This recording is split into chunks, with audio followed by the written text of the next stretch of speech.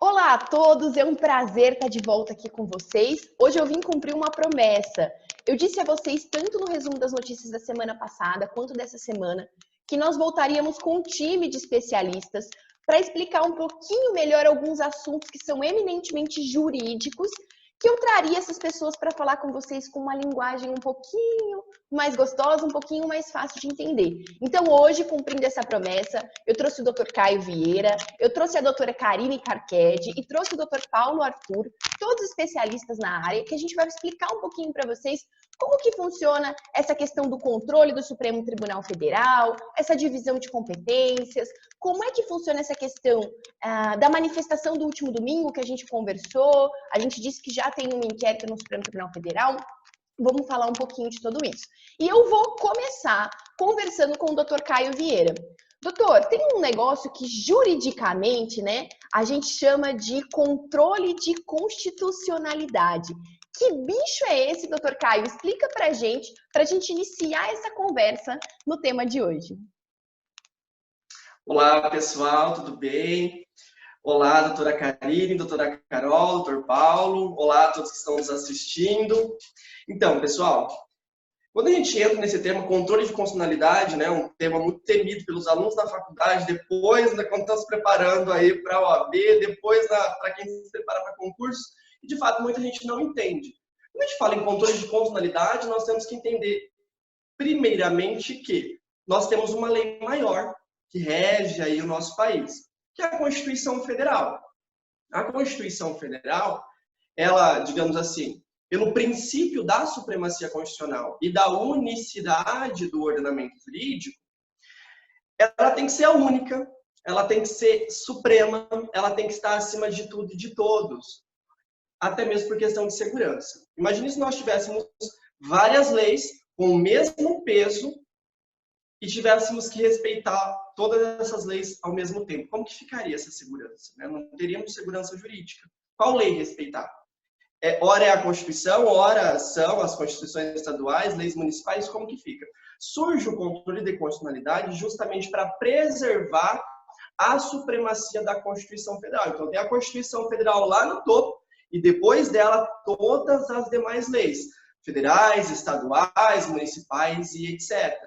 Ok? Então a primeira coisa que eu tenho que entender é que a Constituição é suprema, mas que para que ela permaneça com esse status de supremacia, o próprio legislador constituinte criou regras para que ela permanecesse no topo. E essas regras são chamadas de controle de constitucionalidade. Mas aí vem o grande X da questão. Quem vai fiscalizar se a Constituição está sendo cumprida, observada, respeitada, se não tem nenhuma lei que está afrontando a nossa Constituição? É aí que surgem os sistemas de implementação do controle de constitucionalidade. Nós podemos dividir em dois. Nós temos o controle difuso e o controle concentrado. O controle difuso surge ali, no direito americano, enquanto o controle concentrado surge no direito europeu, lá na Áustria. E aqui, basicamente, nós podemos dividi-los da seguinte forma. Para o controle difuso, o que é difuso? Aquilo que está em toda parte, não é mesmo? Então, para o controle difuso, lá no controle difuso, nós temos a ideia de que pode fazer esse controle constitucional, ou seja, pode observar se as leis federais, estaduais, municipais estão de acordo com a Constituição Federal, qualquer juiz de qualquer instância, em qualquer tribunal, justamente por esse controle ser difuso, estar em toda parte. Já o controle concentrado traz a característica de que apenas um único órgão pode fazer essa aferição de controle constitucional. No nosso caso, aqui no Brasil, nós adotamos, digamos assim, uma teoria ambivalente. Nós usamos tanto o controle concentrado quanto o controle difuso, Adotamos um critério misto, portanto. Então, nós vamos ter juízes lá nas comarcas, vamos ter desembargadores nos tribunais de justiça, juízes nos TRFs, juízes do trabalho, eleitorais, militares, em toda parte fazendo essa aferição da constitucionalidade por meio das suas decisões e sentenças. E vamos ter também o STF como órgão único ou último, como sendo o guardião da nossa Constituição Federal, fazendo esse controle de constitucionalidade, digamos assim, de forma definitiva. já que é o STF, né, enquanto guardião da Constituição, nosso Supremo Tribunal Federal, que pode dar, digamos assim, para ficar fácil, a última palavra em termos constitucionais. Olha, essa lei é ou não é constitucional. Você está dando para entender? Tá? Ok até aqui, né? Para ficar bem fácil, imagina assim, vou dar um exemplo simples. A dona Maria ajuiza uma ação lá na vara civil da comarca dela, pedindo a revisão de um contrato de mensalidades educacionais, de mensalidades ali da escola da sua filha, questionando que aquele contrato está de acordo com uma lei estadual, quando, na verdade, deveria estar de acordo com o Código Civil, né? Lei nacional aplicado aqui a todos. Aquele juiz ele vai poder interpretar aquele pedido feito pela dona Maria, ou seja, ele é competente nesse caso para verificar se houve ou não afronta à constitucionalidade? Sim, né? Nesse caso ele vai fazer a interpretação, né? Inclusive o STF também já fez essa interpretação, né? Dizer que o Estado não pode disciplinar regras aqui de direito civil, né? Então ficaria a cargo apenas aqui da União. Só que aí a questão que fica, a decisão que vem naquele processo, ela vai ser expandida a todos os brasileiros ou apenas a dona Maria? E a grande diferença entre o controle concentrado e o difuso, na verdade, reside aqui. O efeito dessa decisão vai se dar apenas para a dona Maria, que nós aqui, da área do direito, chamamos de efeito interpartes. Aquela decisão vai repercutir apenas na esfera da dona Maria, né, dentro do processinho dela ali. Beleza? Vamos supor, contudo, que o Conselho Federal da OAB, que é um dos legitimados, também contestasse essa mesma questão. Lei estadual não pode disciplinar sobre prestações, sobre pagamentos de parcelas educacionais, porque isso é tema de direito civil e, portanto, é questão privativa da União. Apenas a União pode legislar sobre isso.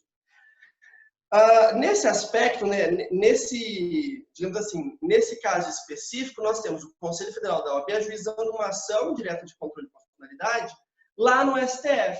A decisão dada no STF vai repercutir para todos os brasileiros, não apenas para, lá naquele caso, Dona Maria, apenas para uma pessoa.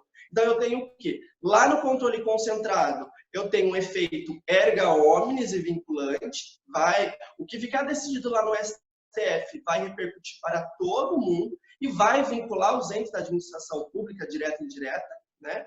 Consequentemente também a estrutura do Poder Judiciário. Mas aquilo decidido lá no processo da Dona Maria tem apenas efeito interpartes, ou seja, importa para ela. Finalizando aqui, eu tenho também que trazer mais um ponto.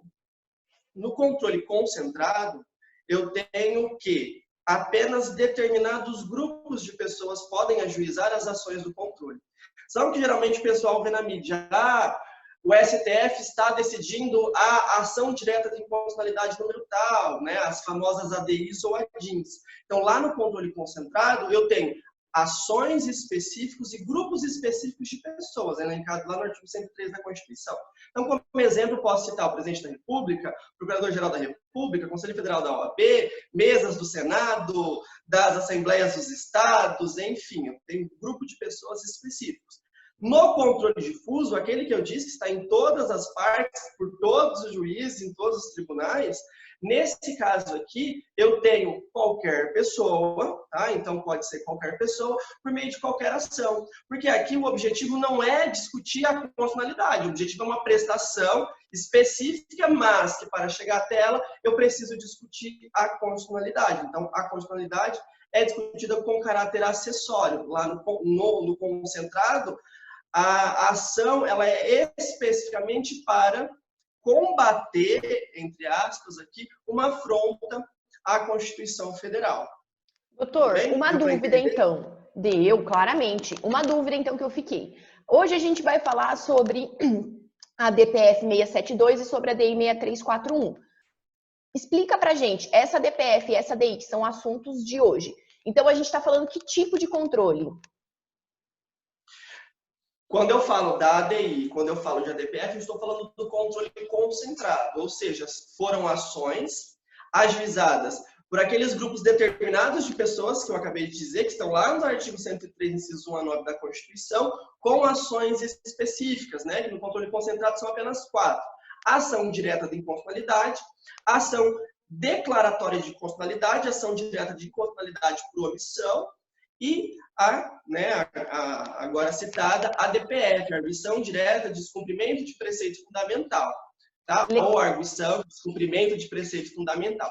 Então, nesse caso, eu tenho grupos determinados lá na Constituição ajuizando ações determinadas. No caso aqui da ADPF, para discutir questões residuais que não abarcadas pela ADI, a ação direta de inconstitucionalidade, sempre visa, digamos assim, questionar que determinada lei, estadual ou federal, ela não está de acordo com a Constituição Federal. Ela não respeita, de alguma forma, a Constituição Federal.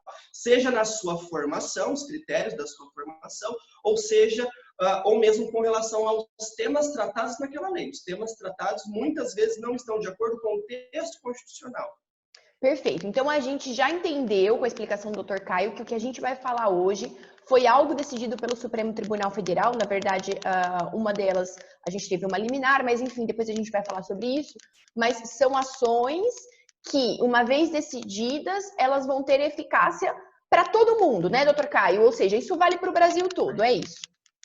Dr. Caio, agora que a gente já entendeu isso, que o Supremo Tribunal Federal está fazendo esse controle, que isso tem que ser respeitado por todos nós, inclusive pela administração pública, eu queria entender uma coisa que também eu acho um pouco confuso para quem está escutando a gente. A gente escuta, olha, o meu prefeito decretou determinada coisa. O meu governador já trouxe uma outra determinação. E o presidente da República também já trouxe outro tipo de determinação. Como é que funciona essa divisão, doutor, de competências? Quem que pode decidir o quê? Ou todo mundo pode decidir tudo? Existe uma ordem? Como é que isso funciona? Sim, né?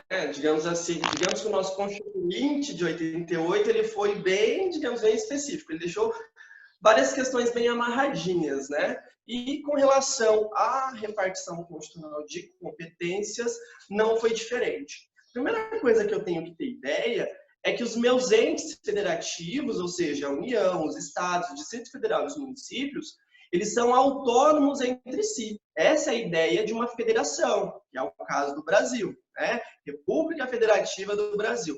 Essa é a ideia de federação. Quando eu falo que eles são autônomos entre si, ao mesmo tempo eu estou dizendo que não existe hierarquia entre eles, né? Muitas pessoas têm o equívoco de achar que o presidente manda no governador, o governador manda no prefeito, uma lei federal vai se sobrepor, está hierarquicamente superior a uma lei estadual, a lei estadual hierarquicamente superior a uma lei municipal, como se fosse uma pirâmide, né? Aqui eu tenho um presidente representando o executivo federal e ele vai mandar no governador, o governador vai mandar no município, e assim também acontece com as leis. Mas não é o que efetivamente acontece. A Constituição cuidou de trazer a cada um que é seu. Olha, União, você vai legislar sobre isso, você vai regular determinadas questões administrativas. Da mesma forma os estados, da mesma forma o município. A Constituição Federal, ela traz isso lá a partir do artigo 21, né, artigo 21, 22, 23, 24 e 30, principalmente, tem outros artigos, mas principalmente nesses artigos, ela traz essa repartição constitucional de competências. E o que vai valer aqui é o princípio da predominância do interesse. Para a gente conseguir entender essa competência, a gente vai ter que se utilizar do princípio da predominância ou preponderância, como muitos autores usam também, do interesse. Ou seja, questões de interesse local, competência vai ser do município. É ele que vai dizer o que serve e o que não serve para ele. Questões de competência regional, quando abarca mais de um município, alguns municípios, aí já cabe ao Estado. É ele que vai dizer o que deve ou não deve ser feito. Agora, quando essa competência, essa questão, esse interesse for geral, cabe a todos, é uma preocupação geral, aí a competência vai ser da União. A Constituição, ela divide essas competências ainda, critério aqui de elucidação, entre materiais e legislativas. E a gente tem que dividir isso para que não reste dúvidas. As competências materiais são aquelas de direito administrativo, são aquelas relacionadas ao próprio Poder Executivo, à função de administrar, de, digamos assim, dar boa gestão aos serviços públicos. Já a competência legislativa é direcionada, obviamente, ao Poder Legislativo, aos nossos senadores, deputados federais, distritais, deputados estaduais e vereadores. Cabe ao Legislativo cuidar de determinadas leis, tá? E aqui, a critério de exemplo, né, a gente também, porque o tema ele é amplo, mas para também não extrapolarmos aí o nosso bate-papo, a critério de exemplo, para ficar claro, a gente pode entender aqui, ó. Pensa aqui comigo. Eu tenho a União, a competência, uma competência que seja material da União. O que a União deve fazer em relação à execução dos serviços públicos? O artigo 21 da Constituição, ela traz uma regra da União, por exemplo, sobre o comércio de material bélico, sobre a emissão de papel moeda. Isso aqui não está relacionado à lei, não está falando que tem que ser criadas leis para isso. Está falando que cabe à União emitir papel moeda. Então, é da União essa competência. Não vai caber ao Estado, não vai caber ao município. Tá? Então, uma regra de fazer ou não fazer competente aqui à União. Quando a gente fala de competência legislativa, competência de editar leis, editar normas. Então, vamos pegar um exemplo aqui. Por exemplo, eu falei isso na partezinha de controle de constitucionalidade, inclusive, sobre direito civil. Né? Direito civil cabe a quem? A União. Só a União pode editar regras gerais de direito civil. Por isso, o STF, né, entendeu que, quando eu falo de regras de mensalidade escolar, como isso, essas regras são inerentes ao direito civil, eu não posso ter o Estado disciplinando mensalidades escolares, né, porque isso é uma regra de direito civil. Mas vamos ver aqui outro exemplo. Regras processuais. Né? Quando eu falo de regras processuais, por exemplo, o direito processual penal, o direito processual civil, eu não posso ter o Estado disciplinando aquela matéria nem o município. Isso cabe única e exclusivamente à própria União. Não sei se fez sentido. Imagina, cada Estado com a sua lei processual. Viraria um caos, né? A gente tem que ter uma única lei processual que uniformize aquilo em todo o território nacional. Então, vem daí, mais ou menos, o entendimento de distribuição de competências ou repartição de competências constitucional. Então, a Constituição cuidou de dar a cada um que é seu, mas assevera que não existe hierarquia entre a União, os estados, o município e o DF. Um não manda no outro, um não está subordinado ao outro. Doutor, então vamos ver se a gente compreendeu. Então, cada assunto tem vamos colocar assim, uma pessoa responsável. Então, determinado assunto vai ser legislado pela União, determinado assunto vai ser legislado pelo Estado e assuntos, por exemplo, de interesse local vão ser legislados pelo município. É isso, cada um no seu quadrado, vamos dizer assim. Isso, cada um no seu quadrado e respeitando também um outro ponto aqui, que é a questão do federalismo cooperativo, né? Sempre que uma ou mais matérias forem possíveis que vários entes disciplinem sobre a mesma matéria, não tem problema, né? Vamos supor, temas relacionados ao meio ambiente. Né? Todo mundo quer um meio ambiente saudável, todo mundo quer combater a poluição. Questão de saúde pública, que é o que nós estamos tratando agora, né? Estamos vendo agora coronavírus, é algo que interessa a todos, ao município, ao Estado, à União, todo mundo quer ter a saúde pública bem distribuída. Então, quando os assuntos eles se relacionam, importam a mais de um ente, nós vamos ter aqui a chamada, né, com competência concorrente, né? Então, caberia, pela questão do federalismo, palavrinha difícil falar cedo, né? Pela questão do federalismo cooperativo, nós teríamos a participação de mais de um ente. Não só a União, não só o município e o Estado. Então, com as considerações do Dr. Caio, a gente entendeu 2 pontos importantes aqui. A gente compreendeu que o Supremo Tribunal Federal faz um controle de constitucionalidade, o qual deve ser obedecido, o que for decidido pelo Supremo Tribunal Federal deve ser obedecido por toda a população em geral, né? Os efeitos, como o Dr. Caio disse, são erga omnes, é isso, Dr. Caio, a nomenclatura. E aí a gente entendeu também que cada ente vai cuidar de determinado assunto na sua competência administrativa e vai legislar sobre determinado assunto na sua competência legislativa, por sua vez. Agora que a gente já entendeu esses pontos iniciais, eu acho que a gente pode passar para o foco desse debate. E aí eu vou agradecer o doutor Caio e eu vou chamar a doutora Karine. Doutora, a gente viu na mídia essa questão de que o Supremo Tribunal Federal julgou a DPF 672, a ADI 6341. Falou em número, a cabeça da gente já funde, né, doutora? A gente já acha difícil. E ainda quando junta a terminologia jurídica, explica pra gente o que trata essa DPF e essa ADI, o que elas decidiram, doutora? Pois é, a pessoal de humanas, o pessoal do direito treme. Mas, primeiramente, meus amigos, bom dia. Eu quero agradecer muito essa oportunidade desse debate, desse diálogo que nós estamos tendo aqui. Meu nome é Karine Carquege, eu sou professora, sou advogada criminalista. Se vocês precisarem de um canal de contato, só colocar ali o @kkcarquege, me chama lá, que eu sano todas as dúvidas possíveis e imagináveis. Mas que semanas que a gente vem passando, não é, meus queridos? Que loucura! Primeiro, com essa história de quarentena, não sei vocês, mas na minha época de faculdade, eu achava que os exemplos de força maior ficavam apenas nas doutrinas, né? A gente usava só para estudar. Mas nós estamos vivenciando um momento que acho que nunca fora vivido antes, né? Nesse sentido. Mas vamos ao que interessa. Vamos às questões constitucionais que estão fazendo cair nossos cabelos, estudantes, pesquisadores, operadores do direito, juristas e até a população mesmo. Bom, por uma questão de caráter cronológico, eu vou iniciar pela DI 6341, que foi concedida liminar em 24 de março agora de 2020. Essa DI, em rasas palavras, ela tratou da competência dos estados e municípios para legislar, né? Quer dizer, no combate mesmo do SARS-CoV-19, do Covid. Enfim, vamos lá.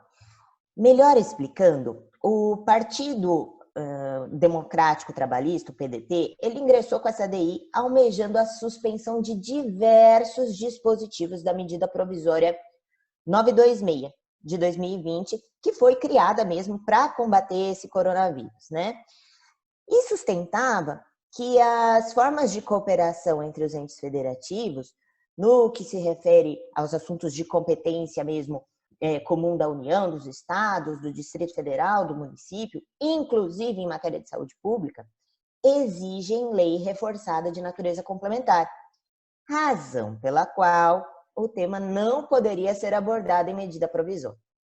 Mas, na referida DI, o ministro Marco Aurélio, do STF, deferiu em parte o pedido liminar do partido para demonstrar as medidas que as medidas que foram adotadas pelo governo federal nessa MP não tinham um condão de afastar a competência concorrente. Então, quaisquer providências normativas e administrativas pelo Estado, pelo Distrito Federal e pelo município estariam asseguradas. Importa dizer também que, no que tange a suspensão dos dispositivos da medida provisória, o ministro indeferiu o pedido, sob o argumento de que a medida provisória foi editada com um objetivo maior, né? Com o objetivo de evitar a crise internacional que atingiu o Brasil.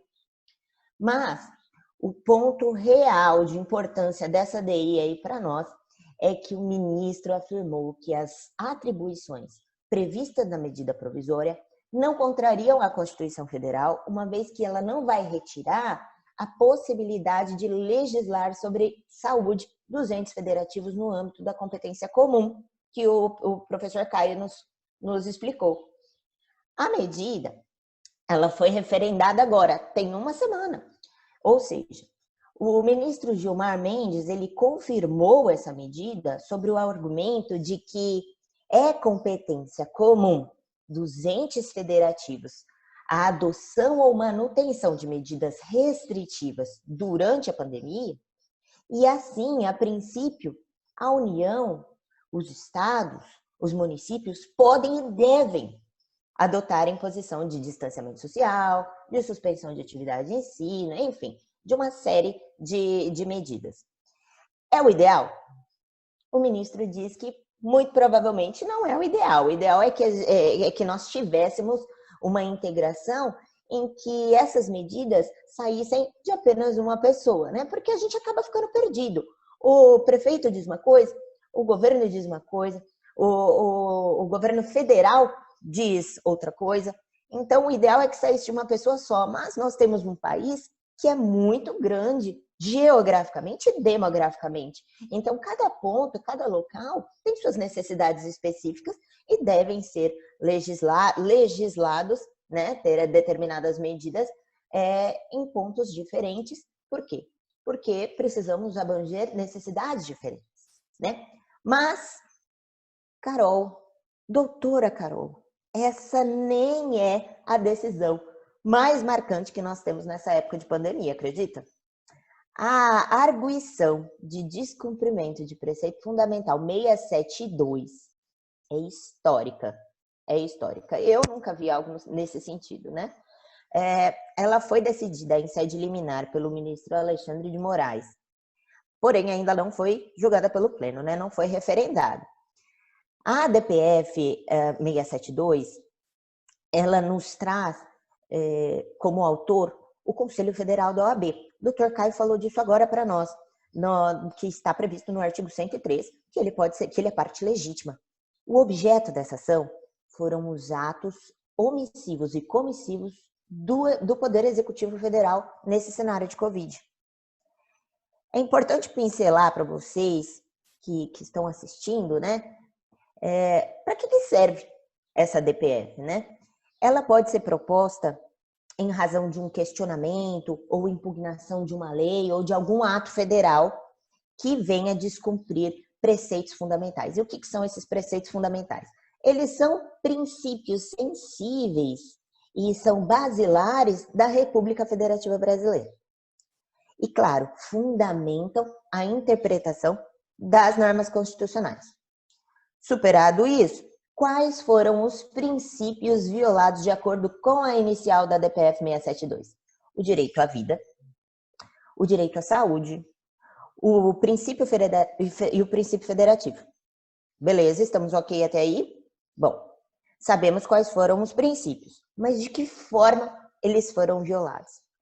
Diz a inicial que o presidente, de forma irresponsável, passou a desacreditar as políticas adotadas pelos entes federativos, em razão de sua competência.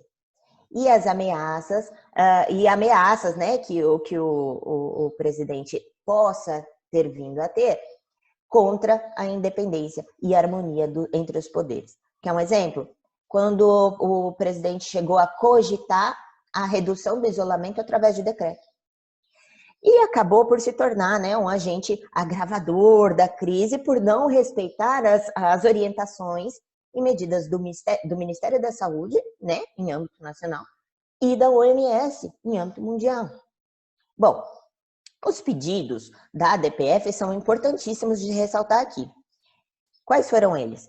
Determinar que o presidente da República realizasse medidas específicas administrativas para garantir esses direitos, né, o direito à saúde, inclusive com medidas econômicas favoráveis aos setores da economia, respeitando-se a dignidade da pessoa humana e também garantindo o isolamento social, o distanciamento social.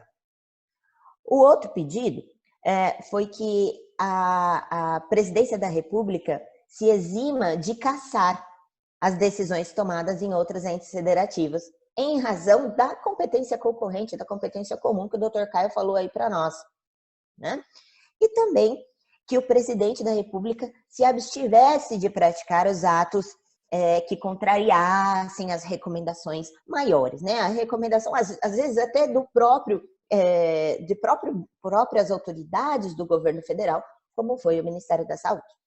A AGU se manifestou e o ministro foi lá e prolatou uma decisão monocrática, concedendo parcialmente a medida cautelar e afirmando que na crise mundial atual subsistem grandes divergências entre as autoridades nos diversos níveis federativos. E mais, entre autoridades federais de mesmo nível de governo, trazendo insegurança, trazendo intranquilidade e justificando esse receio que a sociedade estava alimentando. Complexo, né? Ele sustentou ainda que, diante desse cenário de pandemia que nós estamos vivendo, subsistem riscos ao funcionamento de políticas públicas que buscam, né, políticas públicas essas que buscam assegurar o direito à vida, à saúde, ao bem-estar da população.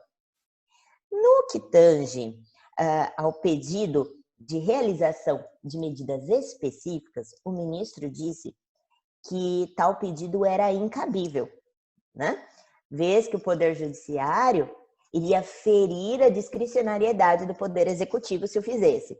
Então, o Poder Judiciário não podia chegar lá e falar, olha, realize medidas. É discricionariedade do Poder Executivo. Não poderia o Poder Judiciário impor essa conduta.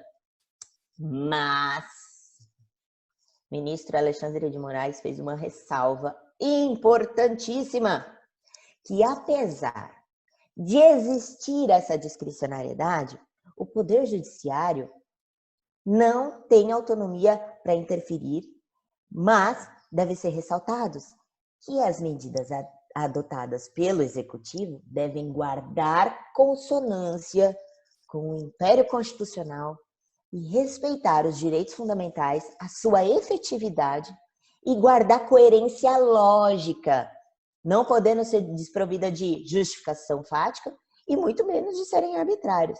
Ou seja, o Poder Judiciário não pode interferir nas medidas que o governo federal, né, o chefe do Poder Executivo, prolatar. Mas o Poder Judiciário pode segurar a onda desse presidente. Em que sentido? O presidente não pode sair falando, olha, eu vou finalizar esse isolamento através de decreto. Opa! Não guarda consonância, não guarda justificação fática e arbitrária. Por quê? Porque vai de encontro com todas as orientações possíveis e imagináveis que contenham a pandemia. Então, justamente em razão disso, os pedidos que se referiam a essa determinação dos governadores e prefeitos nas atividades econômicas e sobre regras de aglomeração, foram deferidos, né? E fundamenta aí o deferimento cautelar, dizendo que o governo federal não pode afastar essas decisões dos entes federativos e dos municípios, porque essas guardam relação com as orientações dos órgãos mundiais, mostrando-se que são eficazes aí para a redução da contaminação, para a redução de óbitos. Então, se concedeu a cautelar a fim de que o Executivo se abstivesse de desfazer e desrespeitar as decisões do Estado, do Distrito Federal e dos municípios, no que tange a quarentena, no que tange ao distanciamento e isolamento social, entre outras atividades, independentemente de superveniência de ato federal em sentido contrário, tá? Mas aí, Karine, peraí, como é que fica o parágrafo 4º, né, ali do nosso artigo 24 da Constituição? Esse artigo 24 trata da competência concorrente para a legislação sobre a defesa da saúde, e o parágrafo 4º, ele dispõe que a legislação federal posterior, que for contrária à dos demais entes federativos, suspende a eficácia da legislação local. Sobre esse dispositivo, o ministro Alexandre de Moraes também se manifestou. Ele diz que a legislação federal desprovida de justificação fática, com a ausência de coerência lógica, como eu já disse ali atrás, que são as recomendações da OMS e até mesmo do Ministério da Saúde, podem ser objeto de análise, inclusive preventiva, de controle constitucional. Em outras palavras, falando aí o nosso português bem claro, o ministro deu um chega para lá no presidente e confirmou a autonomia dos estados e municípios em sua competência concorrente. Tá vendo, cá? Que loucura! Que loucura foi essa DI, que loucura foi essa DPF.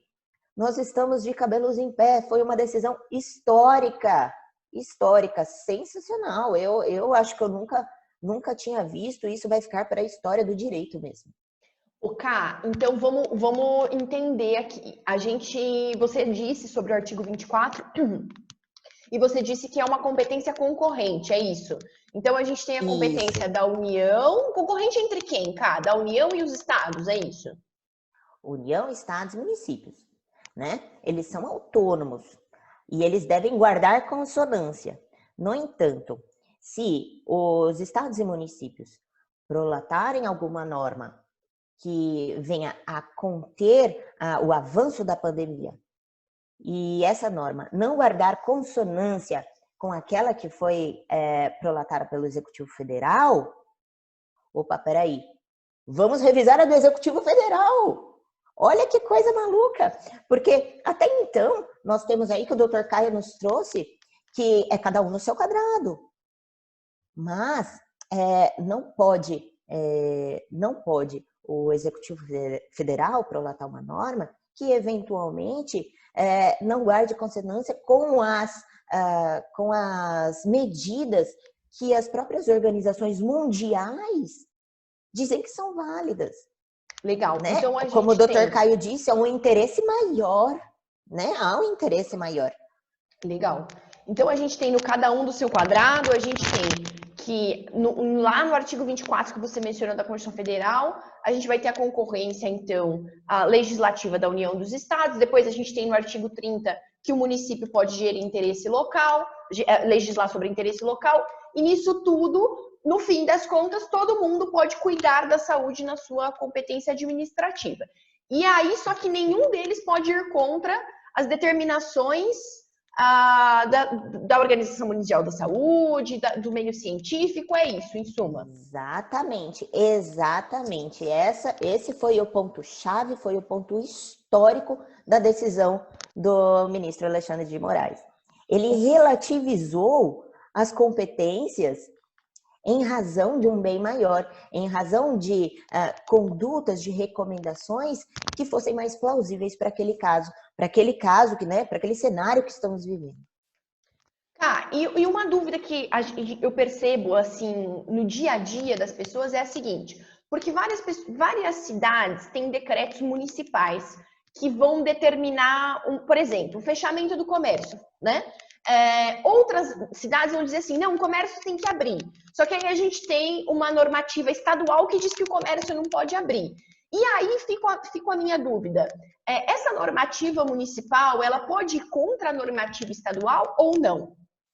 Primeiro, o artigo 24, inciso 12 da Constituição Federal, ele vai trazer para nós que compete à União, aos estados e ao Distrito Federal legislar concorrentemente sobre previdência social, proteção e defesa da saúde, ao passo que o artigo 30 da Constituição Federal, em seus incisos 1 e 2, são incisivos em mencionar que compete aos municípios legislar sobre assuntos de interesse local e suplementar a legislação federal e estadual no que couber.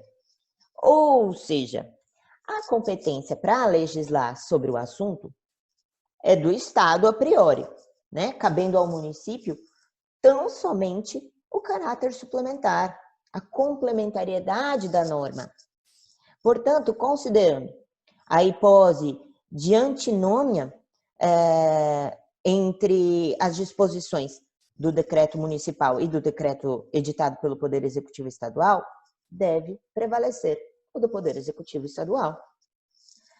Tal moléstia, né, a Covid-19, em questão, né, ela mesma não está adstrita a um município isoladamente. A moléstia é de interesse nacional, quiçá mundial. Então, o prefeito, ele deve se reportar ao decreto estadual, primeiramente. Primeiro, pelos motivos já expostos, que eu trouxe aí a respeito das ADIs e das ADPFs. E segundo, porque não pode se considerar a preponderância, como o doutor Caio falou aí para nós, da atividade econômica em detrimento da saúde coletiva, né? A saúde é algo muito maior e a moléstia é algo que abrange um âmbito muito superior a do que uma questão local, exclusivamente do município.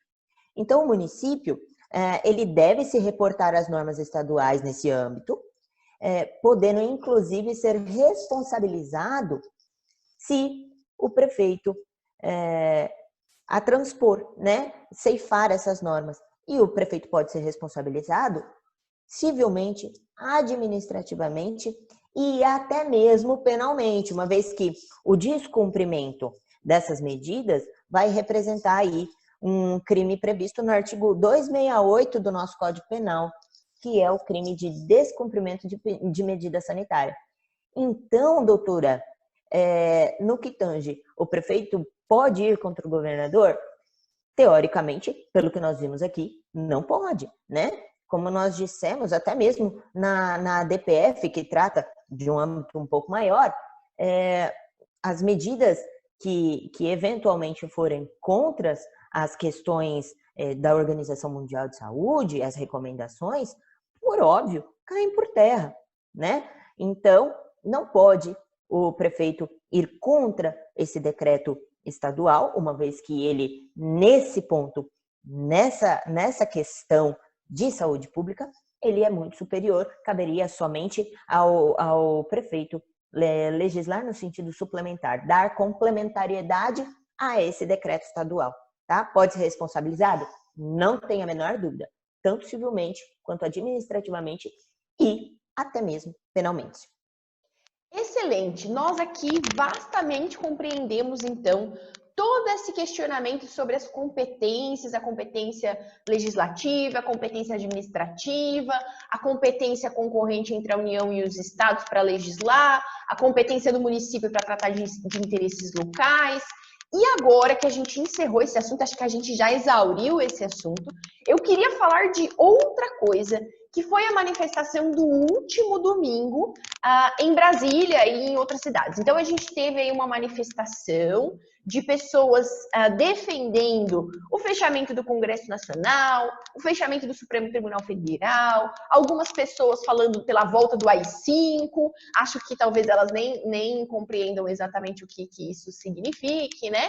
E aí eu trouxe o Dr. Paulo aqui, Dr. Paulo, que tem livros escritos sobre liberdade de expressão, vai explicar para a gente um pouquinho sobre o papel. Dr. Paulo, eu queria entender sobre eventuais responsabilizações das pessoas que estavam lá manifestando. Elas têm esse direito de manifestar, não têm? E o que é esse inquérito que foi aberto aí no Supremo Tribunal Federal? Você pode explicar um pouquinho melhor para a gente sobre esse assunto, Dr. Paulo? Claro, doutora Carol, tudo bem, meus queridos? Bom dia a todos, espero encontrá-los bem. Bom, vamos direto ao tema.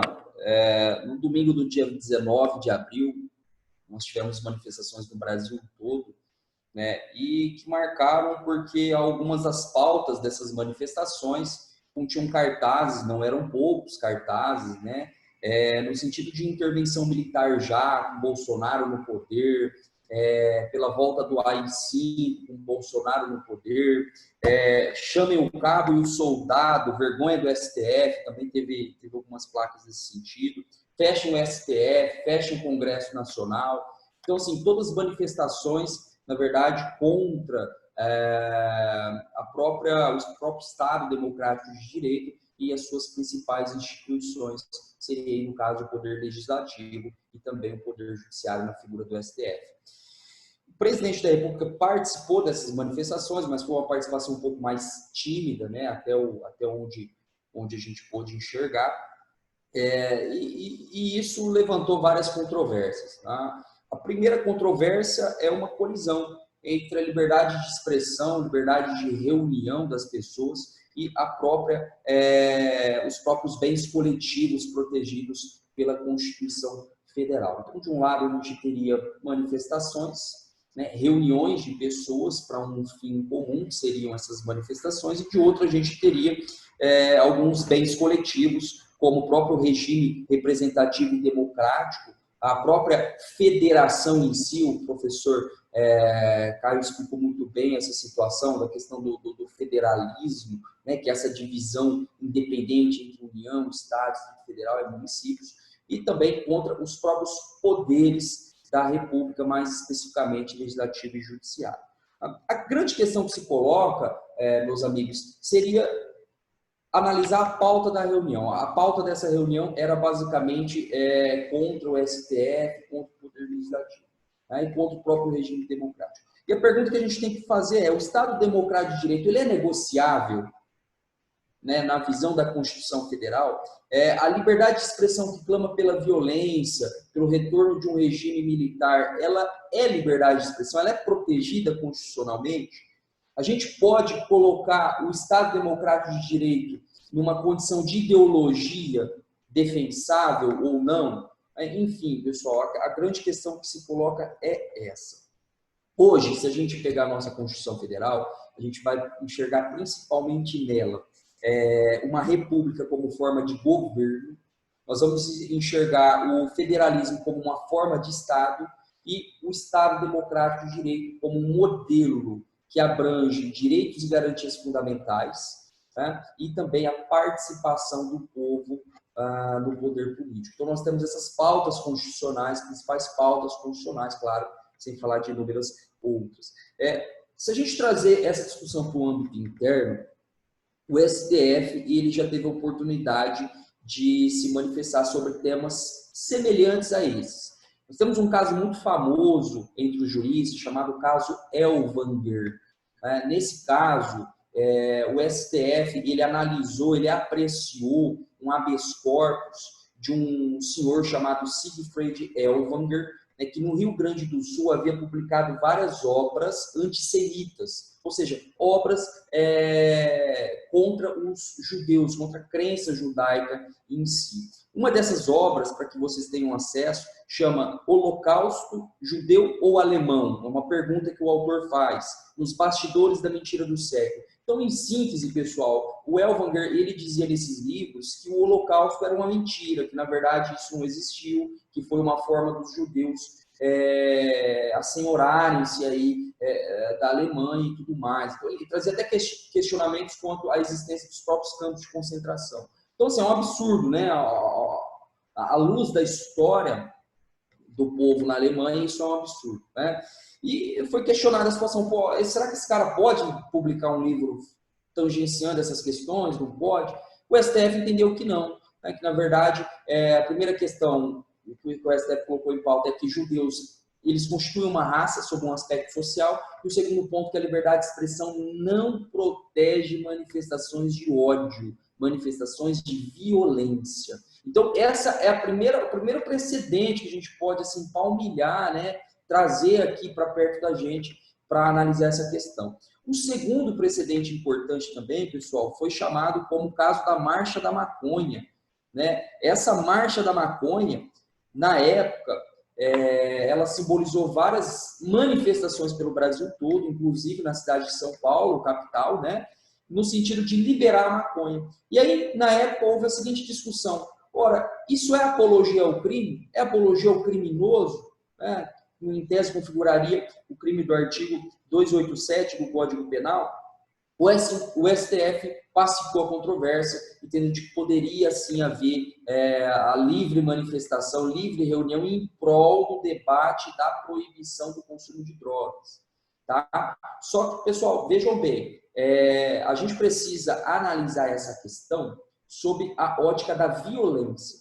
Quando eu faço uma manifestação onde a minha pauta de ordem, onde minhas palavras de ordem, elas são voltadas ao retorno de um regime militar, a um ato institucional que fortaleceu esse regime militar, que foi o AI-5. E o regime militar, na época, contra fatos não é argumento, a gente costuma utilizar muito esse brocardo, na época ele foi um regime que basicamente cassou os direitos e garantias fundamentais, né? Sobretudo liberdade de expressão. Então, assim, além de outros, né, claro, mas sobretudo liberdade de expressão, liberdade de reunião. Então, você não poderia ir, basicamente, ir contra as pautas do governo militar na época, nem formar grupos em desfavor dele. Então, a questão que se coloca é analisar se essas palavras ditas, né, por essas manifestações, elas são contrárias ao regime democrático de direito. Né? Porque, basicamente, se a gente fizer uma análise rápida, a gente vai ver que sim, justamente por esse pedido de retorno ao regime militar, né? Um regime contra ou antidemocrático, por assim dizer. Né? Então, a gente tem esses dois precedentes que nos ajudam e nos auxiliam nessa questão. Como isso vai ser analisado pelo STF, vai ser uma novidade. Né? Então, nós juristas, mesmo eu que sou uma pessoa mais libertária, em sentido de liberdade de expressão, tenho um certo receio de manifestações que incluam na pauta delas manifestações de violência, de ódio, né, que possam aí colocar em risco a segurança nacional. Nós temos alguns precedentes, pessoal, quando eu falo precedentes, eu estou dizendo julgados, propriamente dito, da Corte Interamericana de Direitos Humanos. Essa corte, para quem não conhece, ela foi aderida pelo nosso país, pelo Brasil, através da Convenção Americana de Direitos Humanos. Então, o Brasil ele se submete hoje à jurisdição da Corte Interamericana, ou seja, ele pode ser julgado por eventuais violações de direitos e garantias fundamentais, porque ele reconheceu, né, tanto a competência da Corte, como também reconheceu o tratado, que é a Convenção Americana de Direitos Humanos, como tratado de sua ordem interna. Essa Corte, pessoal, ela coloca um obstáculo para essa ideia de que manifestações poderiam causar ou não violação à segurança nacional. Por quê, pessoal? A Corte Interamericana, ela entende basicamente que leis que trazem, que criminalizam manifestações contra a ordem pública ou segurança nacional, elas não podem estar afastadas de uma efetiva, como é que eu posso dizer, de uma clareza, de um crivo certo e determinado de que realmente há contrariedade à segurança nacional. Como é que eu posso dizer? Em outros termos mais simples, né, pessoal? Leis que criminalizam manifestações contra a ordem pública, elas devem ter um argumento pragmático, um argumento palpável. Por exemplo, olha, realmente houve uma tentativa de golpe, realmente houve dilapidações de patrimônios dos poderes públicos. Então, ela tem que ser interpretada de forma próxima aos resultados práticos dessas manifestações. Se não tiver resultado prático dessas manifestações, ficou simplesmente no discurso, então, em tese, elas não poderiam ser punidas pelo Estado. Então, o entendimento da Corte Interamericana, ele segue mais ou menos esse sentido. Fala, olha, você pode sim criminalizar manifestações contra a ordem pública, desde que você consiga palpar, relar, encostar, tangenciar essas manifestações. Houve mesmo dilapidação, houve mesmo uma tentativa de golpe, né? Ou seja, saiu do discurso e partiu para a ação? Se sim, definitivamente você pode limitá-las, ainda que se fale em liberdade de expressão. Então, basicamente, essa é a primeira pauta, né, que a gente tinha. Doutor, deixa eu fazer um parênteses aqui, muito importante. A gente está aqui dizendo que as pessoas que estavam nessa manifestação estavam defendendo o doutor até deu alguns exemplos excelentes aí. E aí, em suma, a gente está falando do fechamento do Congresso, do fechamento do Supremo Tribunal Federal, ou seja, do fechamento das nossas instituições democráticas. Mas uma coisa que eu acho que vale um parênteses, vale salutar aqui, é a questão da volta do AI-5, porque me preocupa que as pessoas estejam falando sobre isso sem sequer compreender o que foi o AI-5. Então, eu vou pedir uma licencinha para qualquer um dos colegas, doutora Karine, ou qualquer um dos colegas que queira explicar para a gente em sucintas palavras o que foi esse AI-5. Doutora, peço vênia para tratar deste assunto, porque é um assunto que eu estudo bastante, é um assunto que foi objeto inclusive, de pesquisa minha no mestrado. E o AI-5, ele foi o o AI-5, ele permitia esse fechamento do Congresso, ele permitia essa cassação, né, dos direitos políticos, ele cassação de mandatos parlamentares, suspensão, enfim, tudo isso de forma sumária. E o que ele foi? Ele era um ato institucional, número 5, e ele foi o período mais sombrio, né? Mais sombrio da nossa ditadura militar, certo? Ele foi assinado em 68 pelo governo do Marechal Costa e Silva, né? Arthur Costa e Silva, e acabou sendo revogado ali por Ernesto Geisel em 1978, tá? O que foi esse ato institucional? Reza-se a lenda, né? Erroneamente, que ele foi um golpe dentro do golpe. Isso é errado de se dizer. Na verdade, ele foi a consagração, né? O resultado final da força da ditadura militar aí, do regime militar naquela época. Enfim, o que esse AI-5 nos falava, o que esse AI-5 nos trazia? O AI-5, ele suprimiu diversos direitos políticos, inclusive Dr. Paulo foi incisivo em dizer direitos fundamentais como a liberdade de expressão. Eu acho muito até engraçado, seria cômico na verdade, né? Se não fosse trágico o fato das pessoas pedirem esse AI-5 em manifestações públicas. Olha, em um português bem claro novamente, essas pessoas seriam as primeiras a tomar as borrachadas, professora Carol.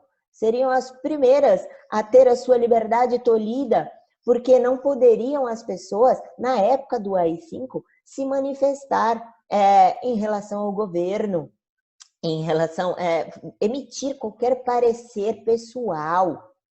E se nós fizermos uma análise teleológica desse AI-5 e fazer uma releitura para o cenário atual, todas as manifestações em redes sociais, porque hoje é muito mais fácil, né, de exprimir opiniões em redes sociais, as pessoas que o fizessem também teriam suas liberdades tolhidas, né? Seriam as primeiras pessoas a ter esses direitos fundamentais que hoje são tão importantes e que nós lutamos tanto para conseguir, ceifados, tá? Então, veja bem, como pode algo que nos dá tanta segurança, como é o Congresso Nacional, como é o STF, apesar de contraditório, né? A gente tem aí nosso pezinho atrás, mas quer queira, quer não, eles consagram o Estado Democrático de Direito. E aí, como é que pode um presidente da República poder, né, na época, né, um presidente poder fechar o Congresso Nacional e ele mandar e desmandar em todos os sentidos, em todos os âmbitos, né? Isso é extremamente arbitrário, é absurdo, desculpa, minha opinião pessoal, é absurdo o pedido tanto de AI-5 quanto de intervenção militar. Nós lutamos tanto, mas tanto para ter uma Constituição cidadã, lutamos tanto para ter direitos à manifestação, à liberdade de expressão, de locomoção, e tudo isso seria ceifado se eventualmente voltasse um ato institucional como esse. Por óbvio, né? Não seria o AI-5, mas seria o AI-18, né? São 17 atos institucionais, mas nesse sentido seria muito perigoso no que tange ao Estado Democrático. Nós passaríamos aí com certeza a ter uma nova, quem sabe, um novo regime militar, uma nova ditadura no Brasil, se eventualmente voltassem os termos que eram elencados no ato institucional número 5. Né? Perfeito, doutora. Muito obrigada pela explicação.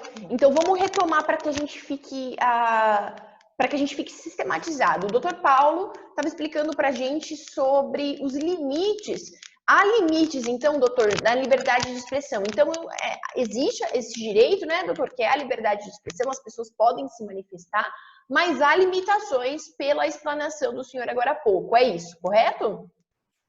Isso, exatamente, Carol. O limite ele está na própria questão da violência, né? Então, a partir do momento em que a manifestação ela se dá em prol de atos violentos, né, como propriamente o regime militar, então, nesse ponto, a liberdade de expressão começa a perder espaço para a dignidade e outros valores constitucionais. Doutor, eu ia até falar uma frase famosa, né, só complementando o que a doutora Karine havia dito, né, Rui Barbosa, um jurista, dos primordiais juristas nossos do Brasil, ele já dizia que a pior democracia ainda é preferível, né, à melhor das ditaduras. Então, fica aí, finalizando essa explanação sobre a questão de liberdade de expressão, a importância que tem hoje um Estado democrático de direito. perfeito. E aí, agora que a gente entendeu essa questão dos participantes da manifestação, eu queria compreender uma outra coisa, porque a notícia que foi veiculada na mídia foi sobre a abertura do inquérito no Supremo Tribunal Federal, né, sobre uma possível organização desses atos antidemocráticos. Então, a gente está falando de outra coisa, né, doutor? Não são as pessoas que estavam lá se manifestando. Essa abertura deste inquérito, ela versa sobre o quê? O senhor consegue explicar para a gente um pouco melhor? Claro, vamos lá. Bom, diante de todo esse impacto que tiveram essas manifestações, o Procurador-Geral da República, Dr. Augusto Aras, ele requeriu a abertura de um inquérito perante o STF a fim de apurar algumas condutas à luz da Lei 7.170 de 83. Para quem não conhece, é a Lei da Segurança Nacional. Ela tutela alguns bens jurídicos de forma criminal, de forma penal. Então, ela penaliza condutas que atentem contra esses bens jurídicos. Bom, basicamente, o que o procurador ele sustentou, e aí a gente vai ver que o STF, através do ministro Alexandre de Moraes, deferiu o pedido do procurador no sentido de abrir mesmo esse inquérito policial, esse inquérito, né, a fim de averiguar essas condutas. Então, de fato, hoje a gente tem um inquérito aberto perante o STF, onde estão sendo apuradas essas condutas. Mas, Paulo, que condutas estão sendo apuradas? Que pessoas que correm risco aí de terem suas condutas tipificadas nessa lei? Bom, esse inquérito ele foi aberto principalmente para apurar a organização desses movimentos. Então, quem estava definitivamente organizando, propagando esses movimentos? Né? Organizar no sentido de reunir as pessoas. Né? A organização desses eventos, pessoal, para que vocês entendam, ela configura o crime, na verdade, do artigo 16 dessa lei que eu acabei de citar, ou ainda do artigo 23, segundo o procurador. O artigo 16, para que vocês tomem conhecimento, ele fala da conduta de integrar ou manter associação ou grupo, né, que tenha por objetivo a mudança do regime vigente. Então, se a gente pegar a pauta que pregava a mudança do regime democrático de direito para um regime militar, a gente vai conseguir enxergar algo bem próximo dessa tipificação penal. Né? A pena para esse delito, pessoal, é de 1 a 5 anos, uma pena de detenção de 1 a 5 anos. Então, é um crime relativamente grave. O artigo 23, que também pode ser enxergado nessa situação de organização, vem dizer que é crime a conduta de incitar, né, no sentido de estimular, instigar a subversão da ordem pública ou social, ou ainda a animosidade entre as Forças Armadas e instituições civis. Ou seja, você instigar, falar assim, a Força Armada tem que ir lá e tem que fechar o Congresso, a Força Armada ela tem que ir lá e fechar o STF. Então, esse movimento de instigar, né, de propagar essas manifestações pode ser enxergado como crime à luz dessa lei. Né? E no caso, aí a gente fala de um crime de 1 a 4 anos, né? Esse crime de incitar. Agora, interessante que o procurador ele não deixou em branco a situação das pessoas que participaram dessas manifestações. Eu acho assim que para praticamente, né, seria difícil apurar a conduta delas, mas em tese, a princípio, né, aqueles que participam dessas manifestações podem estar cometendo o crime do artigo 22 dessa mesma Lei de Segurança Nacional, né, que vem dizer que é crime fazer em público propaganda de processos violentos ou ilegais para alteração da ordem política ou social. Então percebam que todas as pautas que foram defendidas nessas manifestações, né, a grande maioria delas, encontra, né, tipificação penal nessa Lei de Segurança Nacional. Então é preciso muito cuidado, primeiro, para participar dessas manifestações, segundo, para defendê-las, né, em redes sociais, e, enfim, outros mecanismos de divulgação. Tá? E aí, basicamente, para encerrar, né, esse poder de instaurar um inquérito policial, ele parte do próprio Procurador-Geral da República, a gente tem previsão na própria Lei de Segurança Nacional, e a competência, no caso, é do STF, porque ela envolve, né, segundo o procurador, ela envolveria alguns deputados federais. Então, por conta dessa situação, a competência seria do STF para apurar essas condutas. Tá joia? Perfeito. Eu agradeço a participação de todos vocês. Estamos num momento em que assuntos jurídicos viraram notícia. Antigamente, né, gente, eu sei lá, alguns anos atrás, assuntos jurídicos eram assuntos jurídicos, né? Eram de interesse de juristas, de estudiosos do direito, mas agora assuntos jurídicos, decisões do Supremo Tribunal Federal são de interesse da população em geral, porque são decisões que interferem diretamente na vida da população brasileira, no dia a dia da população brasileira, então é muito importante que a gente entenda. E a gente compreende que essas terminologias jurídicas, elas são um pouquinho difíceis de entender para quem não estudou na área. Então a gente tenta trazer para vocês de um jeito mais sutil, para que vocês consigam compreender os direitos envolvidos e tudo o que está acontecendo. Eu vou começar na ordem da nossa telinha aqui, agradecendo a doutora Karine pela sua participação. Doutora Karine, a doutora quer acrescentar alguma coisa? Só quero agradecer mesmo, doutora Carol, doutor Paulo, doutor Caio, pelo excelente debate. Foi maravilhoso compartilhar com vocês todo esse conhecimento. Agradeço muito essa transmissão de direito constitucional para quem está assistindo a gente e até mesmo essa troca entre nós. Obrigada a todos. E, Carol, muito obrigada. Grande amiga, grande parceira, grande doutora. É um prazer. Doutor Caio, agradeço muito a sua presença. Quer fazer algum comentário, doutor Caio? Acrescentar alguma coisa? Não. Apenas, assim como a doutora Karine, apenas agradecer mesmo, agradecer o convite, agradecer a todos vocês, doutora Karine, doutor Paulo, doutora Carol, pelo pela maravilhosa troca de informações, troca de conhecimento, e espero, né, que esse debate aqui possa servir aí para esclarecer muitas questões para a nossa população de forma geral. Muito obrigada. Doutor Paulo, muito obrigado pelos esclarecimentos. O doutor tem alguma coisa para acrescentar? Sim, mais uma vez agradecer a iniciativa da doutora Carol, né, a iniciativa dos colegas de estar assim, diluindo esse conhecimento para a população em geral. Eu só não deixei meu contato, aí eu só queria pedir licença só para deixar, claro. Aí acho que eu estou falando, eu sou advogado em Araçatuba, meu contato de e-mail paulovigamonte.adv@gmail.com, mas para quem também tiver rede social, me segue lá no Instagram, no Facebook, @paulovigamonte. Tá joia? Obrigado, pessoal, um forte abraço.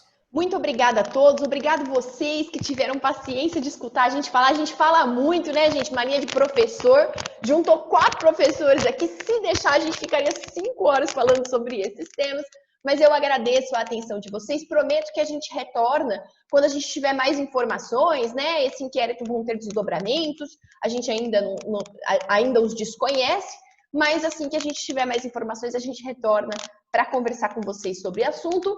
Um grande abraço a todos e a gente se vê numa próxima transmissão. Tchau, tchau!